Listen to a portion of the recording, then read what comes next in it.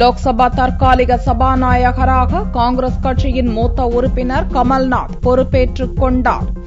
16வது லோக்சபா புதனன்று கூடுவதற்கு முன்னதாக லோக்சபாவின் தற்காலிக சபாநாயகர் பதவியேற்பு நிகழ்ச்சி ஜனாதிபதி மாளிகையில் நடந்தது. காங்கிரஸ் மூத்த தலைவர் கமல்நாத் தற்காலிக சபாநாயகராக பதவியேற்றார். அவருக்கு ஜனாதிபதி பிரணாப் முகர்ஜி பதவி பிரமாணம் செய்து வைத்தார். இந்நிகழ்ச்சியில் துணை ஜனாதிபதி ஹமீத் அன்சாரி, பிரதமர் நரேந்திர மோடி, பார்லிமென்ட் விவகாரத்துறை அமைச்சர் வெங்கையா நாயுடு, இணையமைச்சர் சந்தோஷ் கே கங்வார் மற்றும் அதிகாரிகள் மட்டுமே கலந்து கொண்டனர். புதிதாக தேர்வான 543 லோக்சபா உறுப்பினர்களும் 5ஆம் தேதி முழுக்க தொடர்ச்சியாக பதவி பொறுப்பேற்றுக் கொள்வார்கள் என்றும் 6ஆம் தேதி பகல் வரை உறுப்பினர்கள் பதவியேற்பு நிகழ்ச்சிகள் நடக்கும் என்றும் கமல்நாத் கூறினார். புதிய உறுப்பினர்களுக்கு பதவி பிரமாணம் செய்து வைக்கவுள்ள கமல்நாத் 9 முறை எம்பியாக இருந்துள்ளார். மத்திய பிரதேச மாநிலம் சிந்த்வாரா தொகுதியிலிருந்து 16வது லோக்சபாவுக்கு தேர்ந்தெடுக்கப்பட்டுள்ளார். பதவியேற்புக்கு பின் கமல்நாத் கூறுகையில், ஆக்கப்பூர்வமான எதிர்க்கட்சியாக காங்கிரஸ் செயல்படும் என்றார். सदन की कार्रवाई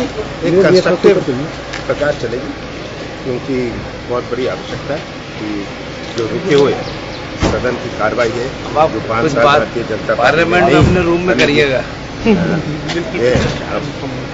हम कानून हमने बनाई थी, जो लेजिस्लेशन हमने बनाई थी, इस लेजिस्लेशन को हम सदन में पास करेंगे. ஜூன் 6ஆம் தேதி புதிய சபாநாயகர் தேர்வு செய்யப்படும் வரை தற்காலிக சபாநாயகர் பொறுப்பில் கமல்நாத் நீடிப்பார். புதிய சபாநாயகராக சுமித்ரா மகாஜன் நியமிக்கப்படலாம் என்று எதிர்பார்க்கப்படுகிறது.